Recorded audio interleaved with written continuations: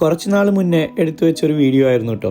Edit ചെയ്യാനുള്ള മടിയൊക്കെ കാരണം ഇത്രയും നാൾ അത് ഗ്യാലറിയിൽ ഇങ്ങനെ കിടക്കുമായിരുന്നു. എഡിറ്റ് ചെയ്യാനുള്ള ഇൻട്രസ്റ്റ് വരാൻ ഒരു 2-3 മാസത്തെ സമയം എടുത്തുന്നേ ഉള്ളൂ. മുമ്പ് ഒരു യാത്ര പോയ സമയത്ത് അതേ റൂട്ടിൽ തന്നെയായിരുന്നു സ്റ്റോൺ ഹെഡ്ജ്. അപ്പോൾ സ്റ്റോൺ ഹെഡ്ജും കൂടെ കവർ ചെയ്തിട്ടാണ് പോയത്. അന്ന് എടുത്തു വെച്ച വീഡിയോസ് ആണിത്. നമ്മൾ എൻട്രൻസ് ഉള്ളിലേക്ക് കയറി കഴിയുമ്പോൾ ഇങ്ങനെയുള്ള കുറെ കുടിലുകളുണ്ട്. സ്റ്റോൺ ഹെഡ്ജ് ബിൽഡ് ചെയ്ത ആളുകൾ ഇങ്ങനെയുള്ള കുടിലുകളിലാണ് താമസിച്ചിരുന്നത് എന്നാണ് അവിടെ എഴുതി വെച്ചിരിക്കുന്നത്.